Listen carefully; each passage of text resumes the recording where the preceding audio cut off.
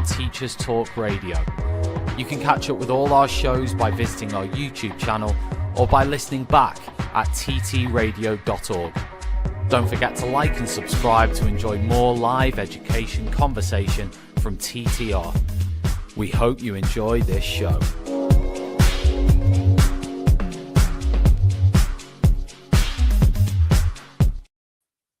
A very good morning to you. It is Saturday, the 6th of June, 2026. This is the Saturday Breakfast Show here on Teachers Talk Radio with me, your host, Darren Lester. How are you doing? How has your week been? We always like to do a bit of a check-in first thing on a Saturday morning as we are kind of recovering from the week that has gone by. We like to make sure that we are all still doing okay, that we are all continuing to be able to push forward towards the summer holidays, which is the point we are at now. So yeah, how are you? I personally am doing well today. It's been an interesting week. It's been quite a long week. I found this year, or so far, like the first 5 months, I guess, because we're only at the beginning of June, but the first few months of this year have gone really, really quickly. I don't know if you all feel the same, but I kind of feel like we have zipped through January through May. And now I don't know what it's been about this week, but it seems to have been a bit of a plod. I don't know whether it's because things have been a bit busier for me this week than usual. We had one of our exams, our Latin exam, second paper took place on... Oh, I don't know if you heard that. That was my fan falling to the floor. That's a that's a good sign, isn't it? So yeah, we had Latin 2 happening on Tuesday. And so, of course, last weekend and then Monday was a mad flurry of emails and last-minute booked lessons and all of that good stuff. You know, Darren, can you please mark this past paper for me the night before I go into an exam? Yes, of course I can. So... yeah, that kind of slowed down the first half of the week. And then, of course, we are now prepping for next week, which is, at least for me, the last French exam, which I think is Monday, and then the last Latin exam, which is next Thursday. So things are beginning to wrap up.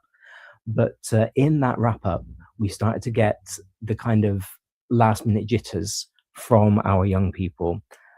You know, they've done a couple of papers now in subjects, or one paper in a subject. They've gauged an idea of how well they've done, or at least they've come out with an idea of how well they've done. We all know that it's impossible to tell, but they have a fixed mindset about how well they've done in the papers that they've already completed. And so they've got an idea of what needs to be done up until the next exam that they sit. And that inevitably involves quite a lot of involvement from us, which is nice. It's why we do it, isn't it? We wouldn't do the job if we didn't want to be there to support them, to do the very best that we can. But yeah, it has meant that this has been a lot of marking this week, which is interesting because I don't recall it being this heavy at the beginning of June before. I don't know if it's maybe something like this cohort where they are doing more past papers or whatever it might have been. That past papers is a whole separate rant that I have about how young people are using past papers as proxies for revision, and they are not as effective as children like to think they are. I think a lot of people think that they have done some revision by completing a past paper, but all they have done is completed questions that are guaranteed not to come up in the future. And, you know, don't get me wrong, past papers are a good indicator, I think, of where revision priorities should be, but I don't believe that they are a decent revision tool in and of themselves. I don't think that sitting down and completing past paper after past paper after past paper is better than going back through your notes, watching explanatory videos, you know, going back actually through the content, as opposed to just through, like I said, old exams where you know full well those questions are not going to come up. Now, maybe it's different for like the STEM subjects as opposed to humanities, because I suppose maybe the skills are more repetitive, but even then, I don't think that can be the case. I really don't, because there are numerous ways that you can test, Pythagoras' theorem, for example. There are so many different contexts that you can put that in the same way that in French, there are so many different contexts that you can apply a writing question to. And so, yeah, I don't know, that's just my little rant on past papers. I think at some point, our young people have got it into their heads that just completing lots and lots of past papers is going to guarantee them a grade. When in fact it is just taking up time that could be used for, actual learning, I think. Um, so yeah, that's my little rant on that for today. But other than that, the week has been quite good. I like the fact that the weather has cooled down. I know that we are due for another um, hot spell coming up, and hopefully we can push that off until exams are over, because there is nothing worse than sitting in an exam hall, either as an invigilator or as a student, when it is a million degrees outside and you're trying to concentrate on the exam that you're doing. So hopefully that will be put off. But I personally have enjoyed the little break in the weather, because I think, yeah, as you know, if you are a long-term friend of the show, it is not my favorite time of year. I'm one of those people that doesn't cope well with the hot weather, and my seasonal depression seems to be the opposite way around to everybody else's, because I get it during the summer, and then I'm perfectly fine and peppy during autumn and winter. So I am ready for that to set in. But yeah, the respite from the heat has been quite nice this week.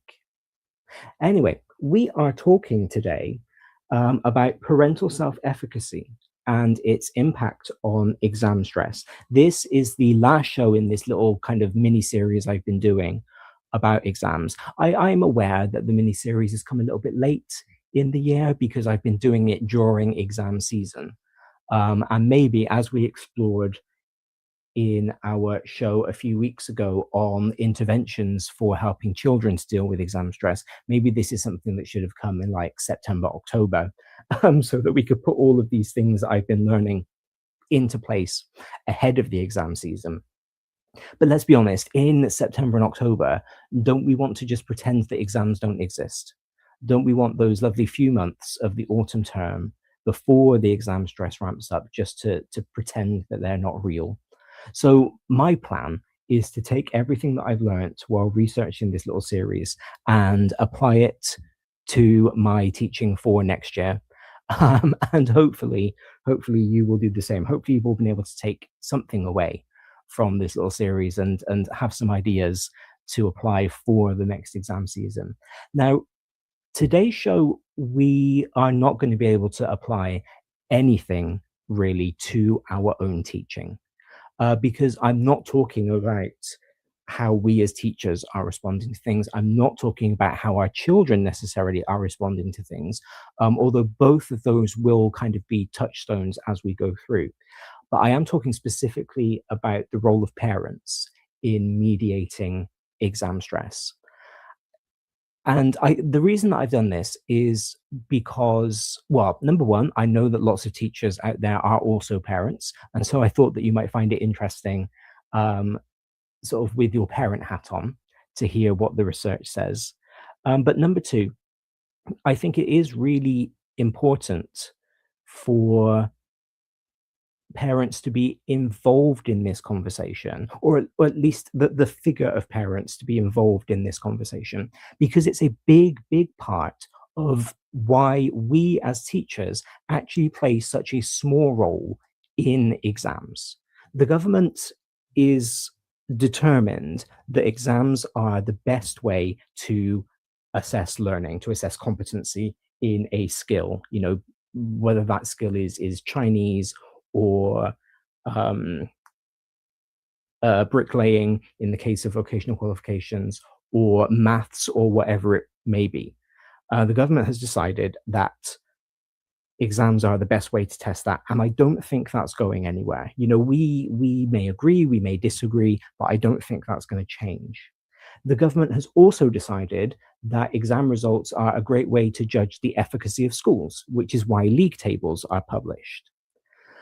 I don't think that's going to change either, but I do think it's important for us to have the conversation about all of the stakeholders in the exam season, and for us to kind of raise our voices and point out that we play a very minimal part. Now, I'm going to acknowledge my own bias. I'm going to acknowledge lots of my biases this morning. So bear with me for that. I'm going to acknowledge my bias on this one, in that I am one of those teachers that doesn't like when we claim results as being our results. I would never talk about my kids' successes, my classes, eights and nines, as being mine, because I didn't take them, that I didn't sit the exam. I cannot claim that success. I did not do that. I did my job. I did the teaching half of the teaching and learning bit. The pupils then hopefully did the learning half of the teaching and learning bit. And then the exam boards did the exam setting portion. And then the markers did the marking portion. And then the senior examiners and whoever they are, they did the quality checking, the cross checking of the marks, and they did that portion. There's a lot involved, but ultimately my belief is that my results come from exams that I sit, and I sat my GCSEs a very long time ago. I am thinking of doing another one. I keep toying with the idea of doing GCSE Spanish, because kids always think it's hilarious when I reel off the languages that I speak and the languages that I teach, and Spanish is not one of them. And I then tell them that I find Spanish really, really hard. And they think that's hysterical, because they keep being told how easy Spanish is compared to French and other languages that I can do. So I am thinking of doing another one, but my exams were taken in 2001. I've got GCSEs, they're A star and A. I don't need to claim my students as being my own. But sadly, they are things that we as teachers are judged on, despite the fact that we play this very small part. So I can kind of see why some teachers do talk about my results, because if you're going to be judged on something, you may as well claim ownership of it. You may as well say, yeah, okay, if you're going to tell me that I did this, if you're going to tell me that I am solely responsible for this, if you're going to use this to judge how good of a teacher I am, then yes, I'm going to tell you that they're mine. And that's great when you have got the top set and everybody is getting nines. It's less great when you have got the set that have tried really, really hard. They have done their very best, and they've all got threes and fours, but that's amazing because threes and fours are above their predicted grades. But you don't get to give that narrative. You don't get to have that conversation, because all anybody is going to do is look at those percentages. But yes, I do understand why there is that desire to claim the results, because we know that we're going to be judged on them. But I think it's important for us to continue to talk about the fact that we shouldn't be judged on them, that they are not our results, that the children are, in fact, at least partially responsible for the results that they get. And today we're also going to look at the research into how parents have some responsibility over the results that our young people obtain. And so the more we talk about this and the more we look at the research and the more we kind of connect the dots, we see that exam results actually are this very intricate web of all sorts of stakeholders, all sorts of people being involved. And in fact, us as the individual teachers, we play a very big role in the education. We play almost an exclusive role in the teaching, but we play a very small role in the exam process itself. This show is brought to you in partnership with Hachette Learning, publishers of professional development books and resources that support great teaching and learning in schools around the world. Level up your professional development today and visit hachetlearning.com to explore the full range of titles. This is Teachers Talk Radio, and this is Teachers Talk Radio News. This week covers the news that Department for Education updated guidance says oversubscribed schools must not prioritise admitting pupils via managed moves over those already on their waiting lists, unless they better fit their criteria. The guidance is in its update around suspensions and permanent exclusions, which also includes a crackdown on off-rolling, removals for safeguarding reasons, and information tracking. The managed move guidance states that when transfers are taking place to an oversubscribed school, the pupil must not be admitted ahead of pupils on a waiting list where the school is operating one. Previous guidance said that parents should not be pressured into a managed move, but the new guidance explicitly says that a pupil must not be permanently excluded because of their parents' refusal to agree to a managed move. Trial managed moves are not allowed. Critical information sharing now must take place between the original and new school in all circumstances and in advance of the managed move. Further details, including examples of off-rolling, temporary removals for safeguarding reasons, directions off-site and pupil voice are all available online. Following a week of really hot weather, the TES magazine covers warnings from teaching bodies over concerns about the impact of extreme heat in classrooms. Research last year from the Department for Education found that without action, pupils could potentially lose up to 12 days of learning per year on average due to climate change, although these days did include days lost to flooding and other impacts of climate change beyond extreme heat. The Climate Change Committee published a report advocating the introduction of maximum temperature regulations in workplaces, which included schools and colleges. The CCC report says that taking an exam in 32 degrees C heat leads to around a 10% lower likelihood of passing compared to a 22 degrees C day. The proposed target of 16 degrees to 25 degrees C is not due until 2050. Union reaction and more details can be found on TES magazine website. The BBC Northern Ireland news site reports on success for a pupil-run business. The company, set up and run by pupils at Park Special School, recently won 2 top prizes at the Young Enterprise Northern Ireland Awards. Their company, called Where's My Keys, makes and sells gifts, keyrings and sensory items. They used the £1,700 profit to buy every pupil in the school an Easter egg.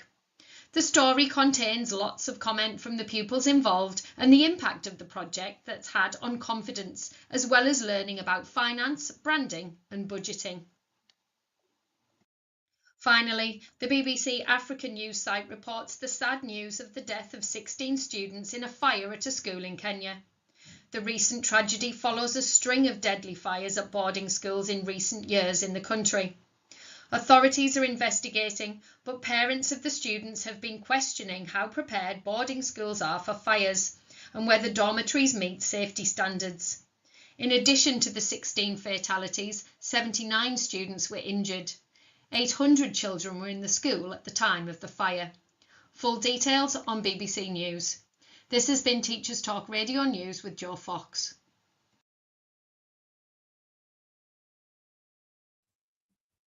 Thank you, Joe. Some really sad news there at the end about those Kenyan children. My thoughts go out to their family, their friends.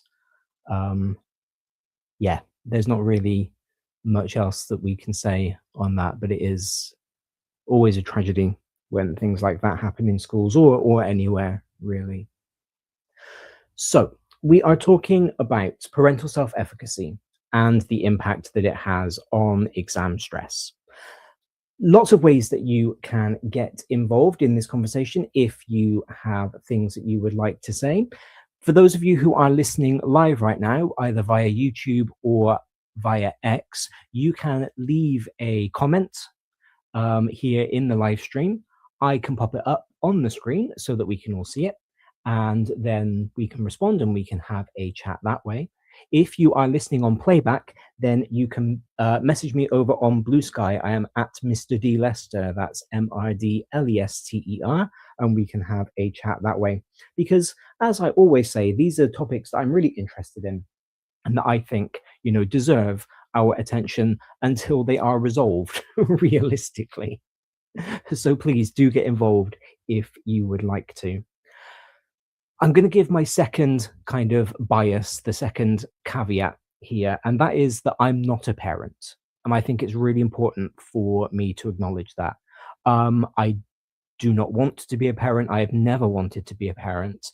It's not something that interests me at all. And to be honest, even if I did want children, I would be a rubbish parent. I would be awful. So it's probably for the best, quite honestly, that I don't have my own children. So I say that because I want you to know where I'm coming from. But I'm going to talk about parents today without my own first-hand experiences of having children.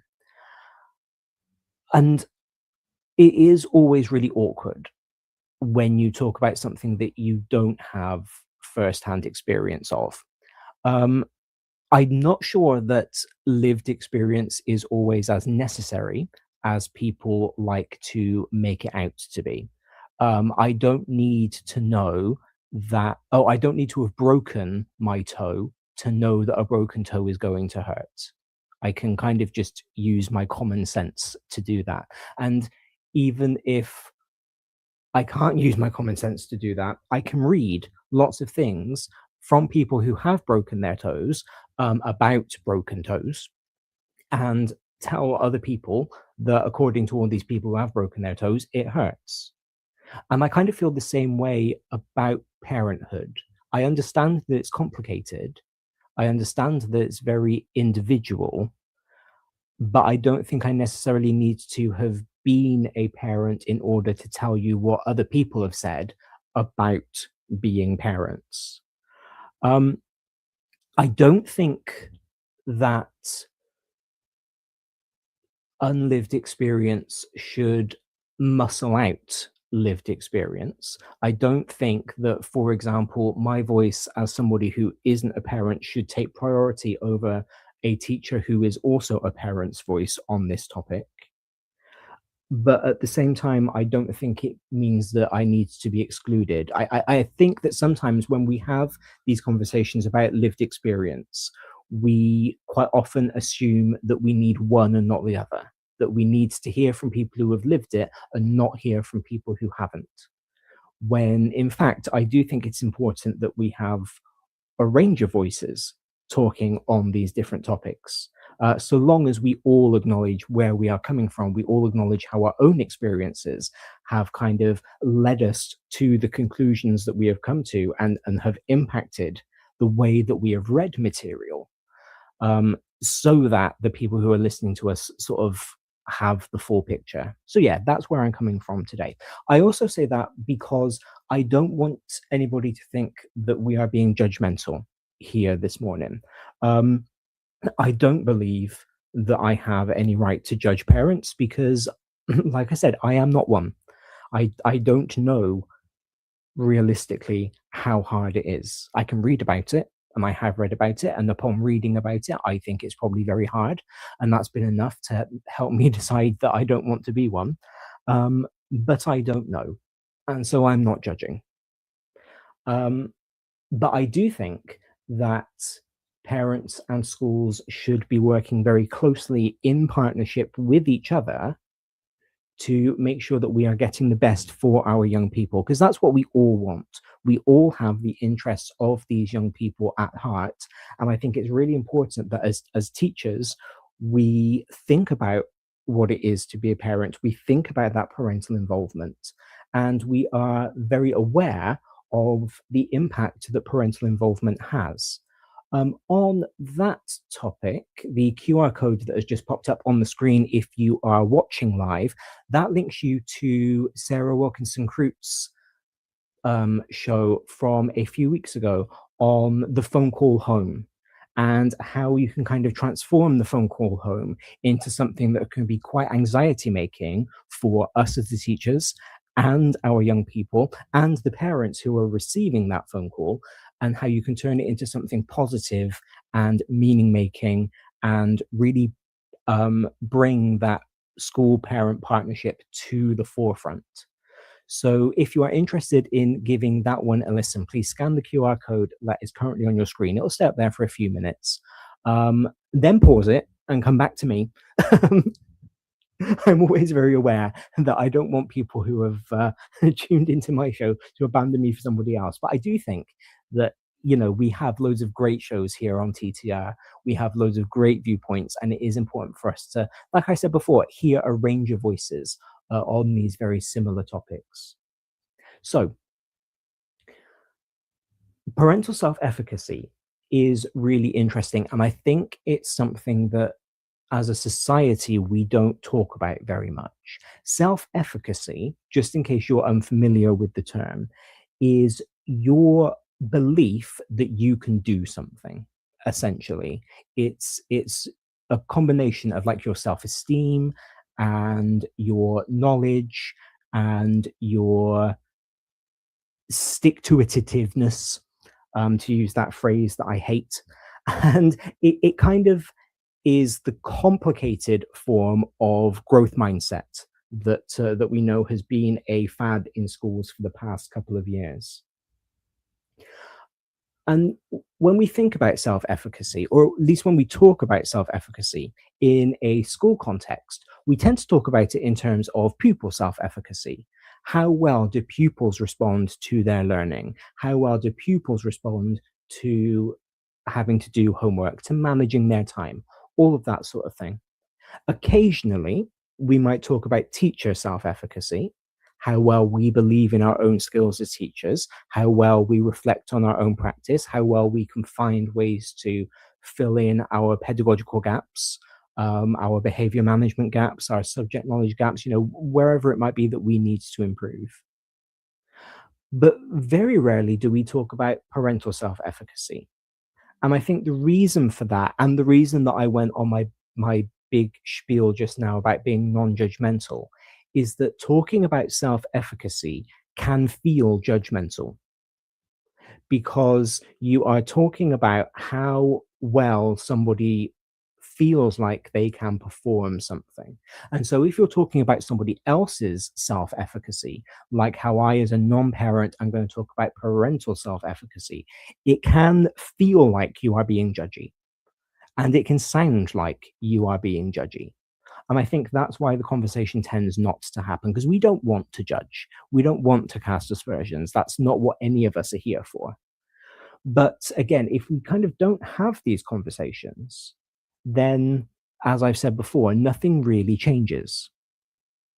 And so I'm really glad that the researchers of the study that I'm calling on today, because of course, you know, what is Saturday breakfast without a study? And like I said, as a non-parent, I can kind of only really rely on the evidence base that we have to talk about parenting.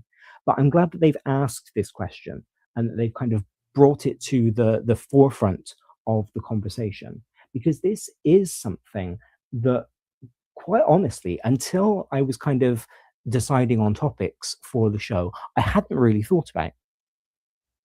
I've thought about kind of how parents support children during the exam period. You know, I've thought about, is the house a nice quiet place for a child to revise? Do all of my children have, you know, the banana before they go in to sustain that energy for the hour and a half of writing? You know, have they had that good breakfast? Did they get a good night's sleep the night before? All those sorts of things I've thought about. But I haven't really thought about how a parent's feelings about being a parent can have an impact on the child. And so I was really glad to kind of discover this particular study that we're looking at today, these specific researchers, and then begin to broaden it out and kind of think about what's going on. So the study that I've been looking at looks specifically at mothers of early adolescence. So the children involved were around the age of 11. And lots of studies show that this is the age when everything starts to shift in the parent child dynamic. So the child starts to grow independence. Their social dynamics start to intensify. Their friends become so much more important to them than they have been before. Kind of through primary school, the notion of friendship is very, very important to children. And the idea of them being in a little tribe is very important to them. But individual friendships are less so. It's kind of why I don't know how widespread this is if you've all seen it, but I've noticed that there are lots of social media teachers, particularly coming out of the US actually, who teach kind of the kindergarten first grade, so equivalent to year 1 and year 2 here in the UK. And they will call their class friends. You know, they will greet the class, good morning, friends. And kind of by reinforcing that notion of we are all friends, they're tapping into the early childhood notion that friendship as a concept is really important. Once a child reaches adolescence, it is the individual people that make up the friendship group that is important, and also the individual people that don't make up the friendship group, you know, be that the ones that they consider to be outsiders or the ones that they consider to be their bullies, or, you know, whatever the dynamic looks like. So yeah, that becomes very, very important at this age. And parents at this point start to feel like they are looking into a world that they no longer fully control. Up until this point, a parent had a lot of control over their child's schedule. You know, after school clubs in primary schools, they tend to go from, you know, maybe 3:30 till 4:30. And then you would go and you will pick up your child and you take them home. Maybe you go to the park first on your way. Maybe you stop off in the shops, buy them a cake or some sweets or hopefully some fruit, but you never know, as a bit of a treat. And then you go home and maybe you watch TV and maybe you do your spellings and then you do some reading and then you go to bed. And it's kind of when children are young, I feel like it's a very domestic time. But as they get older, as they go to secondary, as they start to have more opportunities opening to them, and they start to have more independence because you as the parent are letting them walk to and from school on their own, and maybe they're meeting with their friends on their way there or on their way back. Maybe they are independently choosing to stop off at the park on the way, not necessarily to play. There are all sorts of things that you as the parent no longer have that kind of control over. And looking at research into parental identity, which we'll talk about in a few minutes, the self-esteem of a parent, the notion of who and what they are as a parent can take a real battering at this point. And this idea of the change in adolescence is well reported in the literature. And there are all sorts of things that can then impact the way a parent feels as their child is growing older. The big one that tends to get a lot of attention in literature is, from the child's point of view, that shift from being a recipient of care to being a provider of care.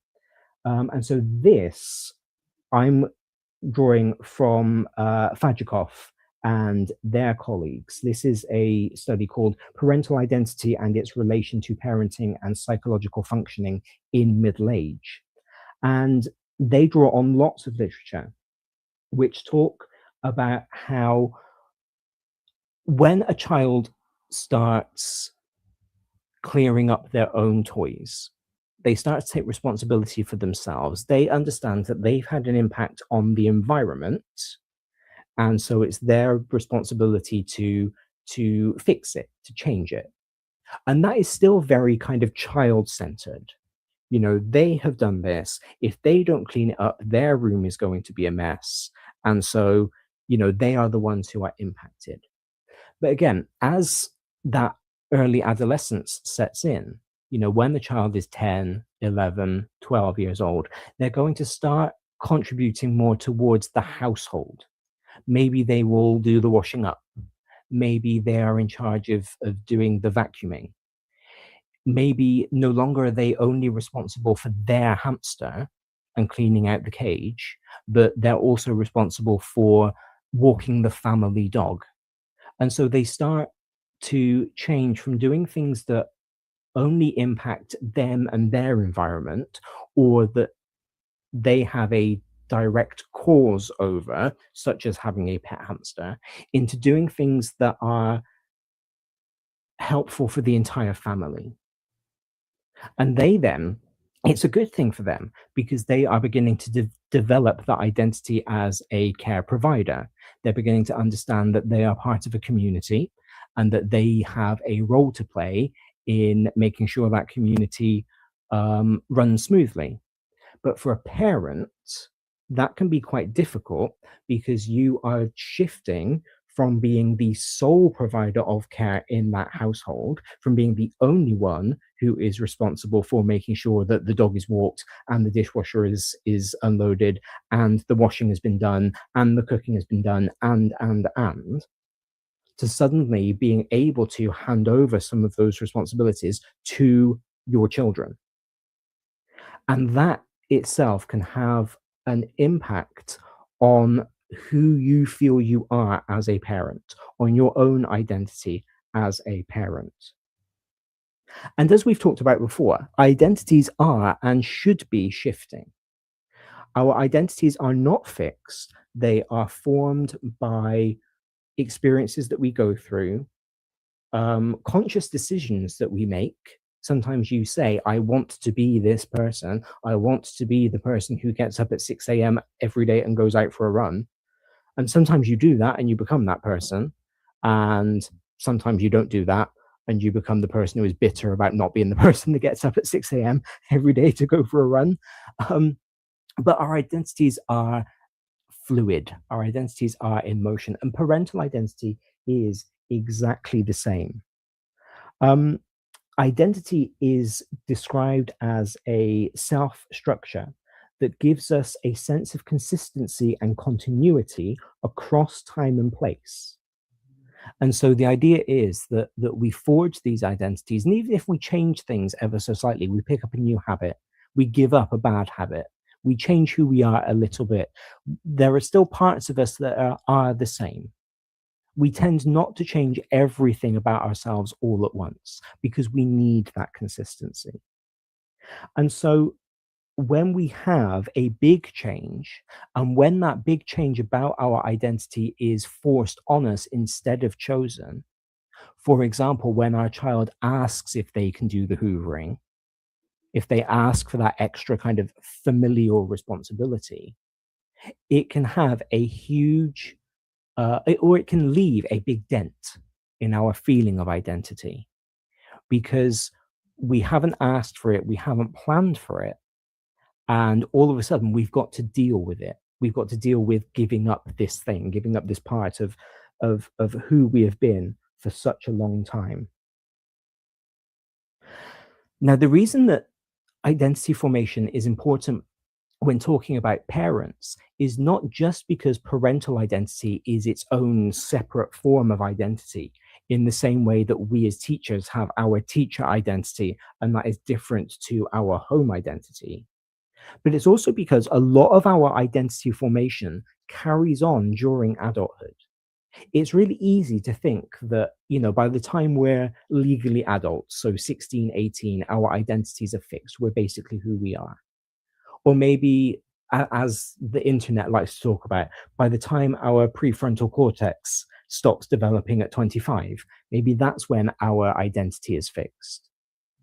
But the fact is, our identity continues to change, it continues to shift all throughout adulthood.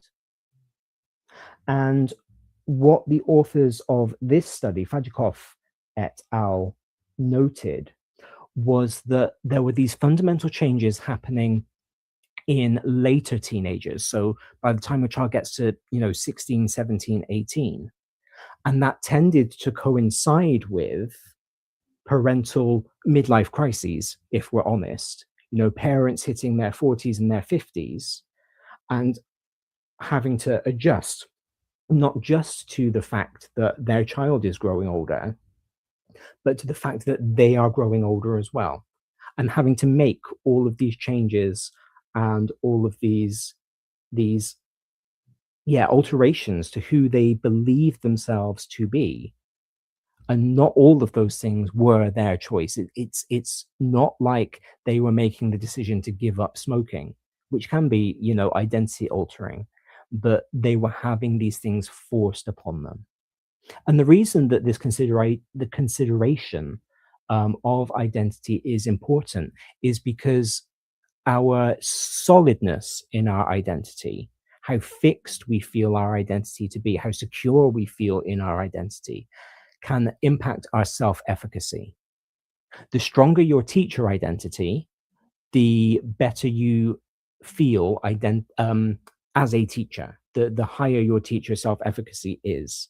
And vice versa, the higher your teacher self-efficacy, the more confident you feel in identifying as a teacher. And the same is true for parenting. The stronger your identity is as a parent, the more self-effective you feel as one.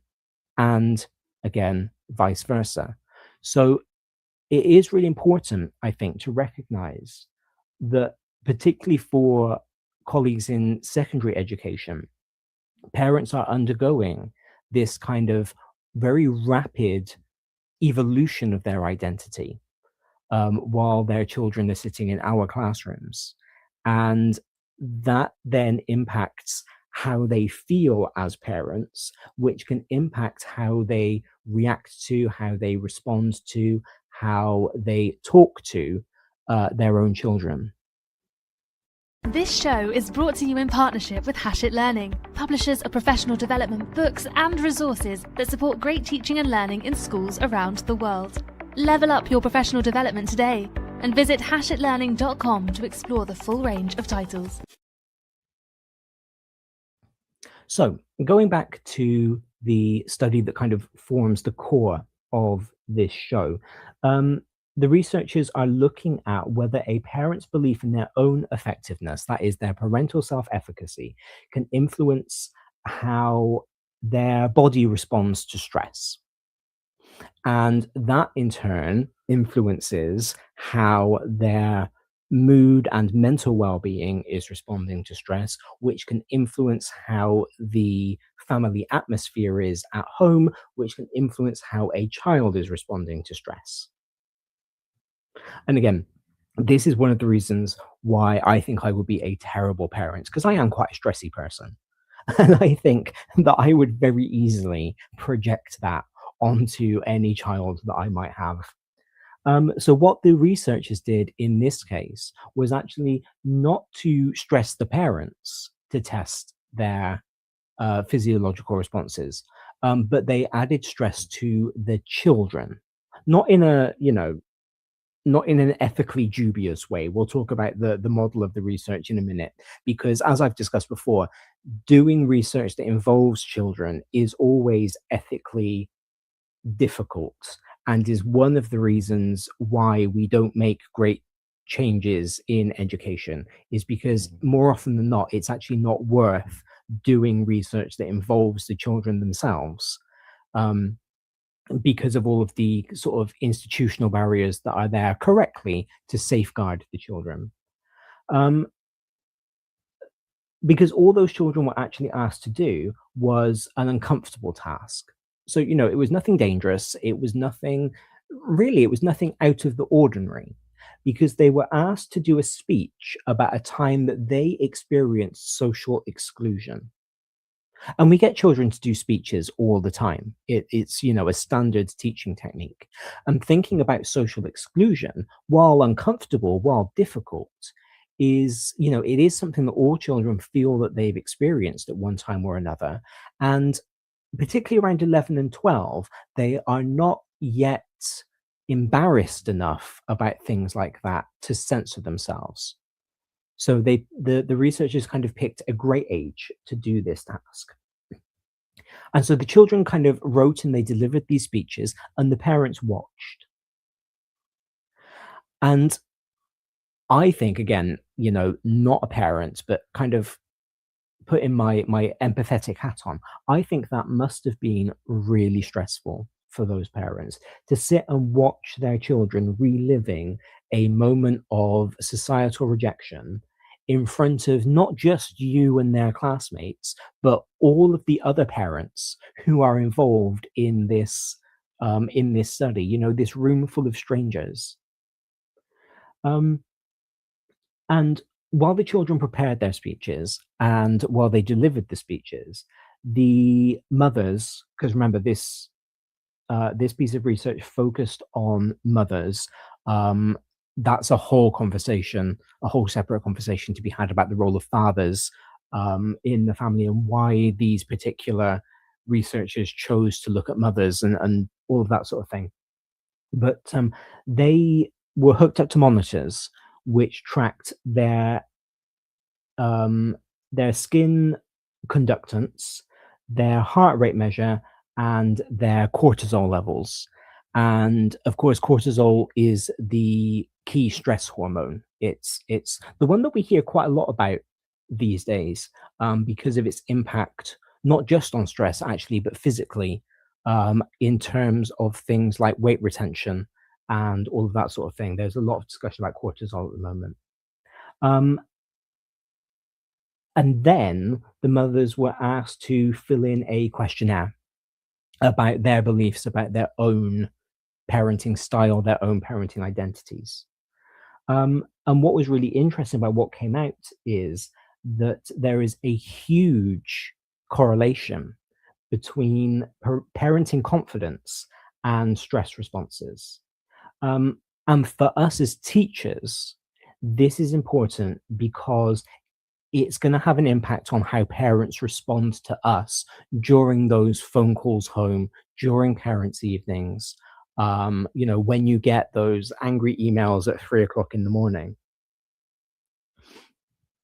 So let's kind of unpick exactly what the researchers found. They noticed that there was this pattern, like I've said, that every teacher, in my opinion, should know about. And that is that parents with high parental self-efficacy, so parents who had strong beliefs in their ability to be parents, in their identity as parents, they showed only a moderate physiological arousal. So in terms of their bodies being prepared to run, because that's kind of the physiologically aroused state is for us to be ready to run away from any kind of perceived threat. They were emotionally engaged with the speeches that their children were giving. They didn't feel overwhelmed by them. They weren't defensive about their child or about the experience, and they weren't withdrawing either. So their bodies did react. Of course, their bodies reacted because they care, because their children were giving speeches about a time that they felt excluded. So, of course, there was that physiological anxiety response. But it wasn't enough to hijack their way of thinking. And the researchers describe this really nicely. They call it a caring but confident profile. So these parents are not minimizing the difficulty that their child went through. They just didn't see it as a threat to their own identity as parents. We can compare that directly to the parents who described having low parental efficacy. Now, those parents showed a very high stress response. They showed signs of anxiety, of fear, and of self-focused distress. So they were concerned not for the child overtly, although, of course they were. Sorry, I phrased that really badly. They weren't just concerned for the child. They were also very concerned for themselves. many of them also showed very low reaction. So there were signs of emotional withdrawing during the speech. There was signs of helplessness as their child was speaking. And so this suggests that the parents who are doubting their ability to influence their child, the parents who don't have secure identities as parents, may experience their child's struggles as their own failure. Now, it's really important for us to note that this isn't conscious, this isn't a decision that the parents are making. It's not intentional, it's a physiological response to what's going on. It's how their body is making them feel, because their bodies are saying to them, this is a threat, this is reflecting badly on you. And in a school setting, when we've had to make that awkward phone call home or send the email, or the report that's going out isn't as glowing as it might be, this can show up as parental responses of defensiveness, of anger, of minimizing the issue, of blaming the school, of shutting down, tears, or anxiety. So there are all kinds of negative responses that parents can experience when they are told something negative about their child. And there are then implications, there are backlashes towards the school, towards us as the individual teacher having to make that phone call, having to send that email.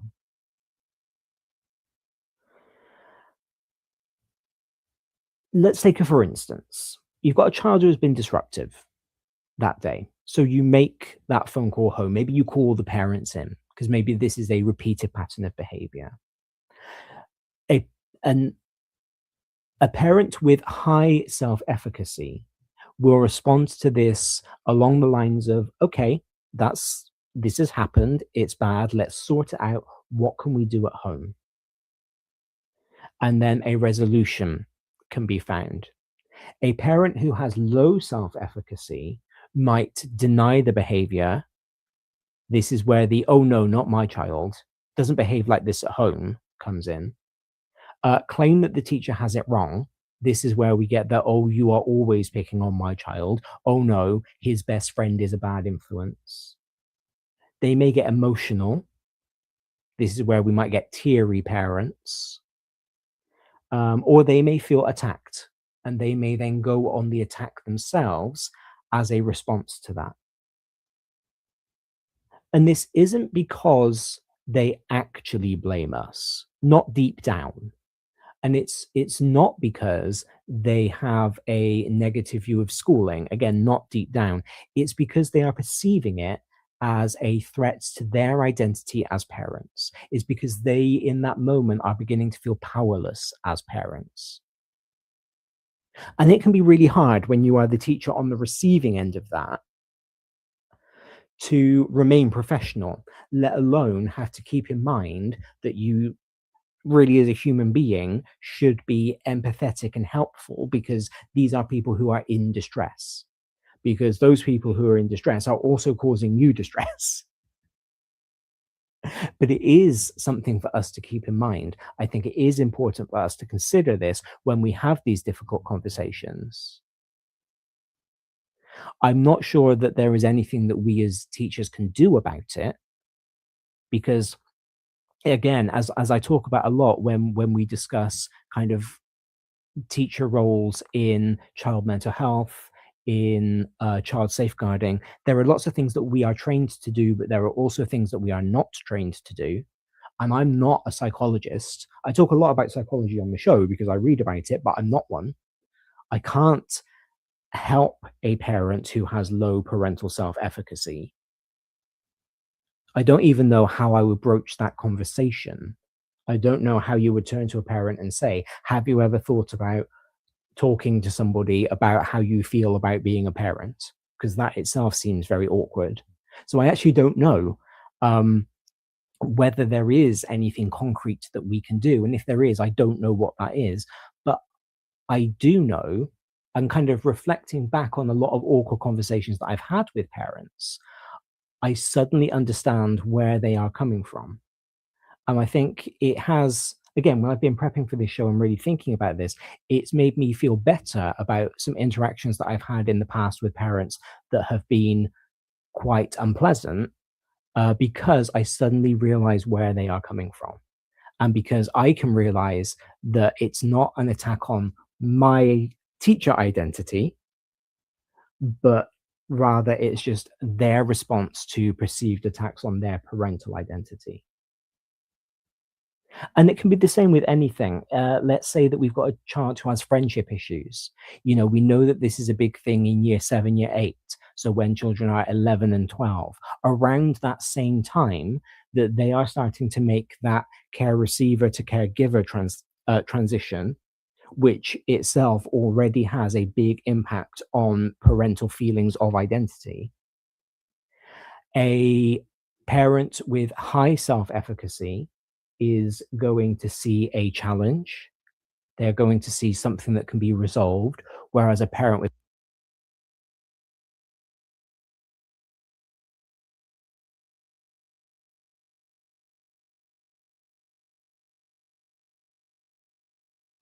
sorry about that battery issue. So yeah, they were going to see that as a threat to their role as a parent. If we're reporting on academic underachievement, some parents are going to hear that very calmly, and they're going to say, okay, is there a revision plan that we can put in place? Are there classes? Is there a tutor that I can hire? You know, what can I do? But some parents will spiral. And some parents will kind of see this as, oh, okay, so my child's going to fail all of their GCSEs and not get a good job at the end of it. And this research gives us, again, as the teachers, a very clear lens through which we can see these responses. And that is that most of our difficult parent interactions are actually physiological stress responses to perceived inadequacy, not a real complaint about us, about our practice, about our teaching. And again, I think, particularly for those of us who have low teacher self-efficacy, who are not very secure in our teacher identity. So maybe if you're very early on in your career, or maybe if you've had quite a negative experience with, I don't know, observations or line managers or anything like that, I think that's a really important lens to apply, because it helps you then to protect your own sense of identity and to protect who you are.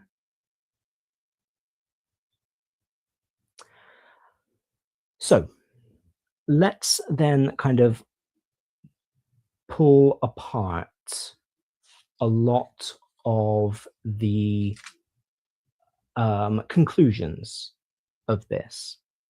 Let's sort of pull apart what the researchers were saying this impact can be on the exam period. First of all, we've got this idea that parental self-efficacy is a set of beliefs. It's not a set of skills. You can have somebody who is on paper very skilled to be a parent. Maybe they are somebody who runs parenting classes. Maybe they are a child psychologist. But if they don't believe that they are a good parent, then they have low parental self-efficacy. It's that inner voice saying, I can or I can't help my child. What I do does or does not matter. I can or I can't influence this situation that's going on. And of course, we can all see why this matters. A parent who believes that they can make a difference in the child's life will handle that difficulty very differently to one who feels helpless. Let's take the Latin paper that my students sat earlier this week. And again, just to be clear, this is a completely hypothetical situation. I don't know if this is true or not. I'm not basing it on any conversations that I've had. I'm making this up as I go along. But let's say that 2 of my children came out of that exam feeling negatively about how well it went. Maybe they found the essay question hard. Maybe they found the translation hard. Maybe they had revised the wrong poems. I don't know. There are all sorts of things that can go wrong in an exam situation. A parent who has high self-efficacy will sit with the child and will say, okay, you've got 1 more paper to go. It's over a week away. Let's talk to Mr. Lester. Let's look at the specification. Let's see exactly what's going to be tested on that paper. Come up with a revision plan so that you can do really strongly on this one, and any marks you lost on the poetry can be regained on this next one. So there is a plan in place, and they have the kind of mental and physiological and emotional resources to put that plan in place, because they recognize that this is something that went wrong for the child, that it's not an impact on themselves, that it's not a reflection of themselves, and their parental style then is, okay, I'm going to help my child. My child needs my assistance, and so that's what I'm going to provide. The second child maybe has a parent who has low self-efficacy, and the parent starts to spiral. That then becomes, well, why didn't you revise harder?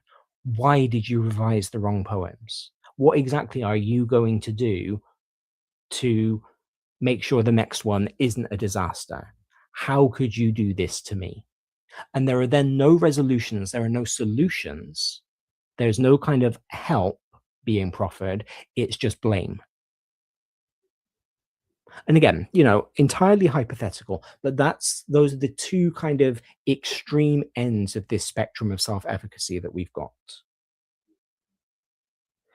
And that's why this matters, particularly around this kind of exam time, because we can talk a lot about how parents can support their children during exams.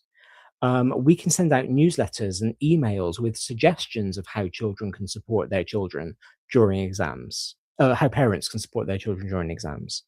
But realistically, a parent who has high self-efficacy is going to be a better support during this exam period than the parent who has low self-efficacy, not because one parent wants to do better than the other, and not even because one parent has more knowledge of parenting than the other, but purely because of how they feel about being parents, and purely because they either do or do not believe that a child's behavior, a child's performance reflects upon them as parents.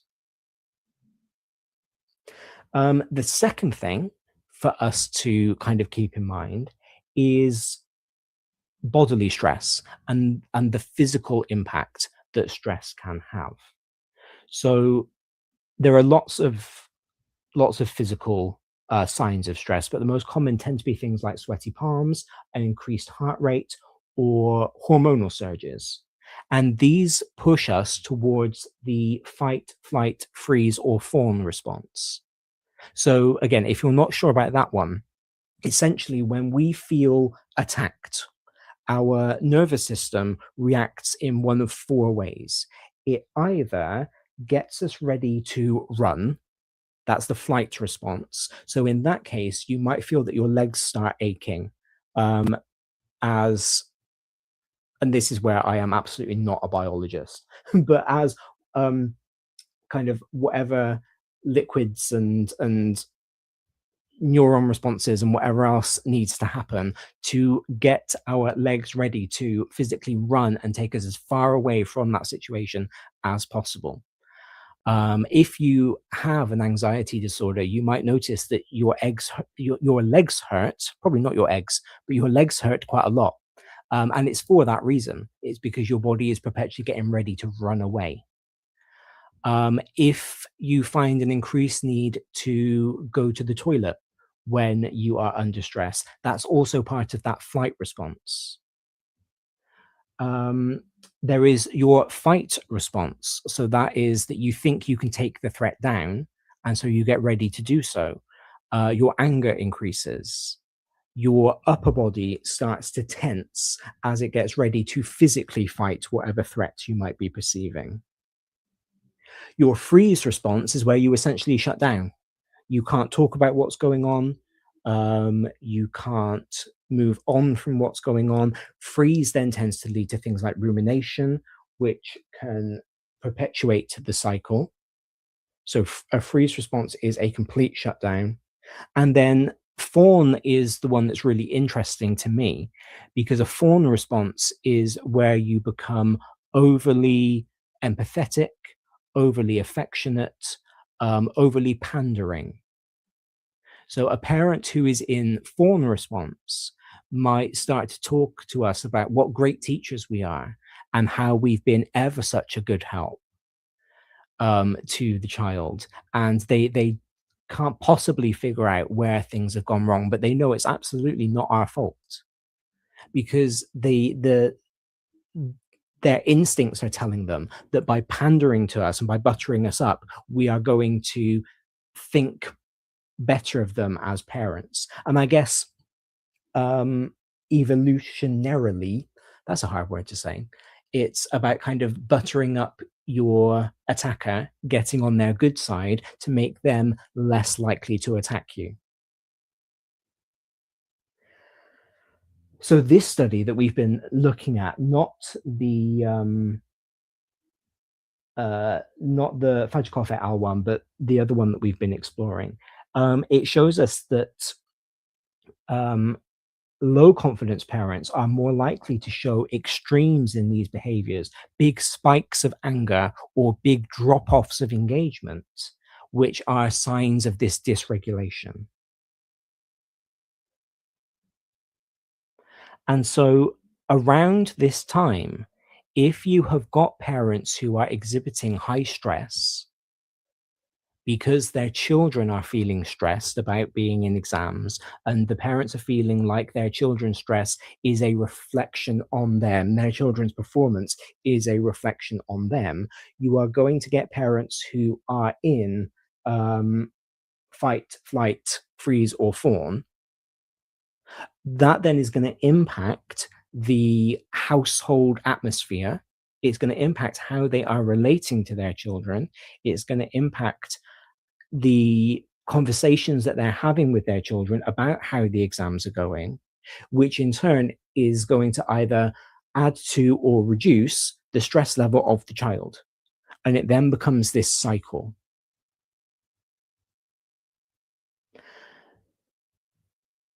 These physiological patterns are really interesting to decode when it comes to looking for meanings of behavior, because if you have that moderate physical arousal, so if you are maybe a little bit uncomfortable, your hands are a little bit clammy, but your physical response is not over the top, then you've got a parent who is collaborative. You as a parent are going to be collaborative. You are understanding that your child's behavior, your child's performance is not a reflection on you, is not a reflection on your identity as a parent. And so you are more likely to look for that collaboration.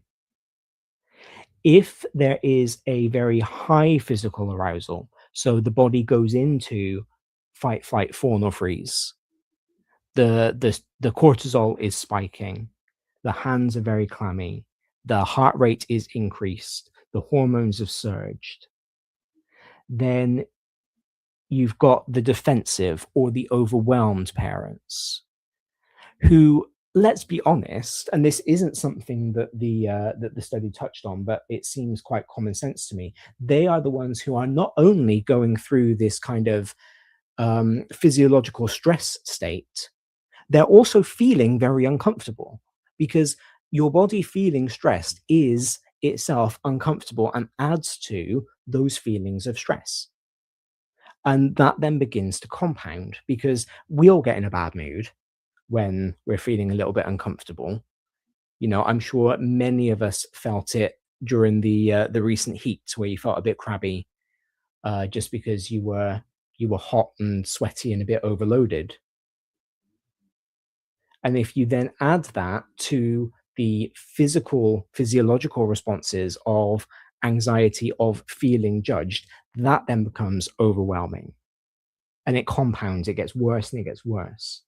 If you have a very low physical arousal to what's going on, so your heart rate decreases, your hormones drop, then that's an I'm shutting down response. That's the freeze, realistically. And those are the avoidant parents. That's when they won't pick up the phone, they won't respond to emails. And it's exactly the same response as the high arousal parents, the ones who are going to fire off the annoyed email, the angry email, the ones who are going to phone the head. It is exactly the same psychological response, and it's the same root. It's just a different way of expressing it. And again, you've got a child who maybe is talking to the parent, and that parent who has the high physical arousal might shout at the child. They might be angry. Whereas the parent who has the low physical arousal might not want to talk to the child about the exam. They might try and push them away. They might try and placate them. Oh, well, it will go better next time, without actually putting any plan in place. There's not a whole lot that we can do around exam time to help with this, unless the parents communicate directly with us. If they do, then there are things that we can do. And we'll talk about those in just a second. But again, I think it's important for us as teachers to know that there are these things going on in the child's home life. There are these things that will impact how a child is able to feel their own self-efficacy in terms of being an exam taker, which are influenced by parental responses to their being in the exams that we have nothing to do with. And I think it's important for us, in terms of our own teaching identity, to keep all of this in mind, to remember that when it comes to exams, we are just one very small piece of this puzzle. And we have way less control over exam results than the media, than our line managers, our head teachers quite often assume that we do. This show is brought to you in partnership with Hachette Learning, publishers of professional development books and resources that support great teaching and learning in schools around the world. Level up your professional development today and visit hachetlearning.com to explore the full range of titles. But of course, occasionally we do have these difficult conversations. We do have to make these phone calls home. We do get the email from the parents after the exams. And like I said, we've got to be very careful with how we respond to those, because it's coming from a place of physiological survival, I suppose. It's that pushing, that stress, that evolutionary response to a perceived threat. And for us as teachers, it can be really difficult to respond to that, because we are then perceiving a threat, either to our own identity as teachers, if we have low self-efficacy there, and this then becomes a really interesting spiral, or just to our general own sense of well-being. And we have to be the bigger people. We have to understand where this is coming from, that it is not always, of course, but often, if we are being generous, coming from a place of the parents themselves feeling attacked, their identity as parents feeling attacked. And we can kind of do small things to try and make it better. So the first thing for us to keep in mind when we're having these conversations is the language that we use. You knew that I was going to say that. I'm a linguist. So for me, it always comes down to the language that we're using. But even our very small language choices matter. And actually, this is where, to be fair, the fawn response can be really quite helpful because it can help you to choose placating language. But you can say things like, oh, this is very common for children in this age. If you're having a lengthy discussion with an angry parent about friendship issues within your year 8 tutor group, you can very confidently and very knowledgeably say, this is common in children of this age, because it is. We know it's true. We know that it's something that they go through year on year on year. Lots of families experience this. That's another good one. I feel like parenting can probably be very isolated and isolating, because as a parent, really, the only other people you have to kind of judge yourself against is your own parents. And you are seeing that through the lens of being the child, not the lens of being the parent. It's very difficult to know what it is to be a parent until you are one. It's very difficult to know whether you're doing the right thing or not. And so I think if we as teachers, again, truthfully, can say this is something that lots of families go through, then that can kind of be reassuring that it's a problem with, I don't know, how our society is set up, or how in general we respond to issues that are going on, and that it's not an issue with their parenting itself. Offering that support, we can work through this together. I can help you to work through this, to the point that you are qualified and able to do so, of course. I'm sure that very few teachers are also trained marriage counselors, so I don't think that we should necessarily offer to help with that. But if there are issues, again, particularly affecting the child, that we can help with, oh, okay, you need a revision plan. You're not sure how to put the revision plan ahead of next week's exam together. I can help you with that. Let's work together on that one. I am qualified to do that. And if I've got the time, I will gladly. All of those things can kind of help to rebuild their sense of efficacy. Us reinforcing their sense of efficacy can also be really important. Whether we admit it or not, teachers rank very highly in terms of adult influence, and we are kind of the other major adult influence in their children's lives. Children have parents, they have grandparents, and I'm talking generally here. I understand that not all family situations are the same. There might be uncles, aunties, friends of parents who they might call uncle, auntie, but then as teachers, we are also people that they see every single day. We are adults that they see modeling how to be adults. And even though we are not parents, we are not parental figures, we do feature quite prominently in the day-to-day lives of these children. And so if we can turn around to the parents and say, your support is making all of the difference, or here is something really straightforward that other parents have done that you could also do that is going to make a big difference. And if we can reinforce their efficacy as parents and show that we are actually on the same side, then that's going to help a lot as well. We've got to be very careful that we don't trigger any further sense of shame. So, we need to make sure that we don't say to parents, oh, you need to fix this. This is a problem that you have to deal with. We need to try, again, where possible, to be supportive. And that support cannot always be, I will help you to fix this. Because if we're not qualified to help to fix it, we could make it worse. But it could be, I can signpost you towards some people who can help you to fix it. And finally, we have to keep in mind that the parents are stressed, and we have to kind of see that response through the stress lens. because the parental reaction is often about themselves and it's not about us and it's not about the child.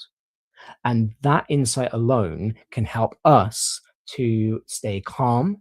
It can help us to respond empathetically. But more importantly, because I think we're all professionals, so we all know how to have those conversations. None of us are going to go off on a parent. More importantly, I think it helps us in the aftermath of having that difficult conversation not to feel our own sense of teacher identity being attacked, not to weaken our own sense of teacher self-efficacy, and to realize that it's about the parent and their response. It's not about us, to kind of break that lack of efficacy cycle.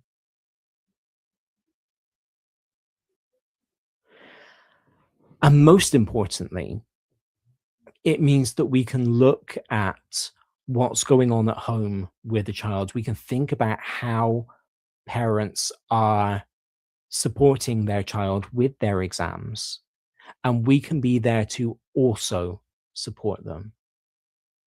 We can put on discrete revision sessions, and I know there's been lots of conversation about that lately, but if we feel like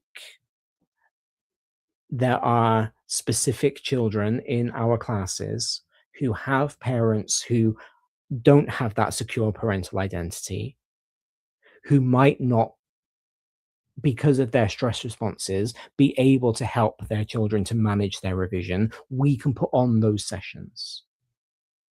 We can supply a revision timetable. We can make it very clear, this is what needs to be revised, this is what's on the syllabus. We can kind of try to downplay that, oh, I've told you a million times, I've sent this email, this is me repeating myself. And we can just repeat ourselves because it's going to ultimately be better for the children.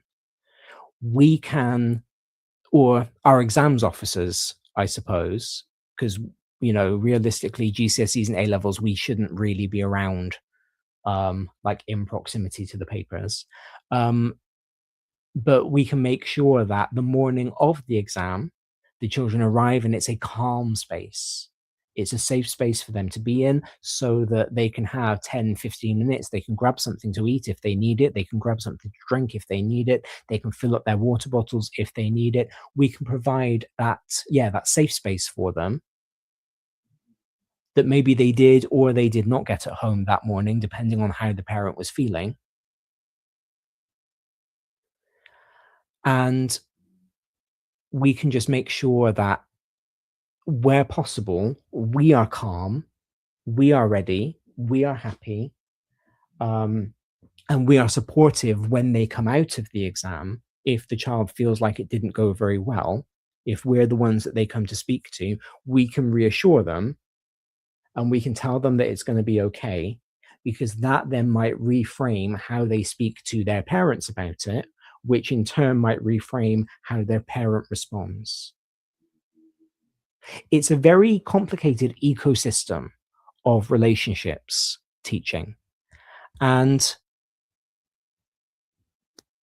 as I hope I've set out over the last hour and a bit, we play a relatively minor part in it.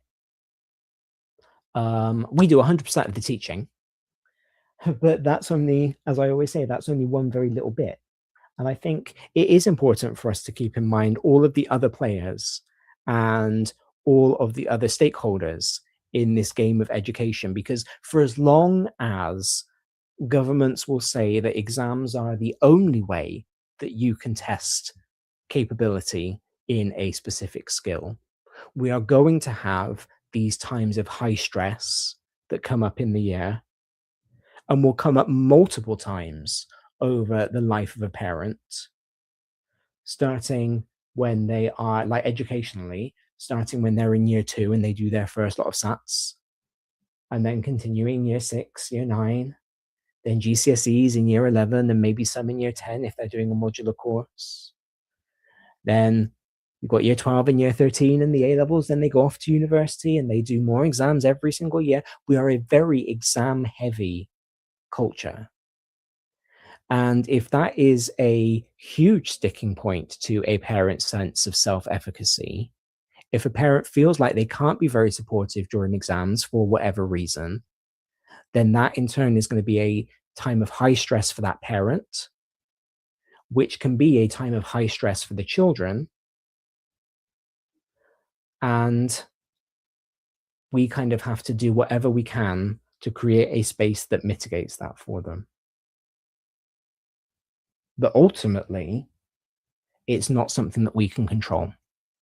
The only thing that we control in this whole exam time, this whole exam period, is our teaching. And for me, kind of doing this whole little mini series, that has been the big reminder. Maybe it's confirmation bias, because I've always believed that. I've always believed that my teaching is what I do. The children's learning is what they do. The children's exam results are based on a myriad of factors, ranging from how the exam was written, the kinds of questions that were asked, how the exam was marked, how the marks were moderated, how the exam was proofread, how the child was feeling on that day, whether the child cares about my subject enough to put the time in to do the revision. There are so many things that don't involve me as the teacher that I really don't feel like saying my results or even our results is really correct, because there are too many things at play. But anyway, that's maybe a rant for next year. That's it for not just this morning, but for my little mini series on exams. I do hope that you have found something useful. Be it maybe today you've been thinking about your own parenting rather than your teaching, and you kind of hopefully maybe thinking, yes, I am a very good parent. I have high parental self-efficacy.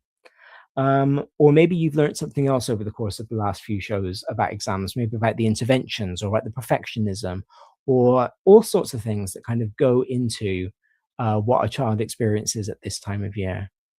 Next week, we are looking at observation, and we are looking at sort of what it is to live in this fishbowl that we live in as teachers, where we are formally observed, of course, but we are also constantly observed by the children that we are teaching, by our colleagues who are walking past our classroom, by the parents who are going to have an opinion on what we're doing, and kind of how we can deal with the fact that we are in a profession where everybody has an opinion and everybody thinks that they know what's going on in our classroom, and everybody is quite happy to tell us what they think is going on in our classroom. But there are very few people who actually kind of understand that experience. So yeah, I do hope that you will join me for that one, 9 o'clock next Saturday morning, live here on YouTube and on X. I hope that you have a great week. We've got lots of amazing shows coming up this week on TTR, so I hope that you will tune in for those. And if I don't see you in the meantime, yeah, have a great week, and I will see you next Saturday morning. Thank you very much, and goodbye.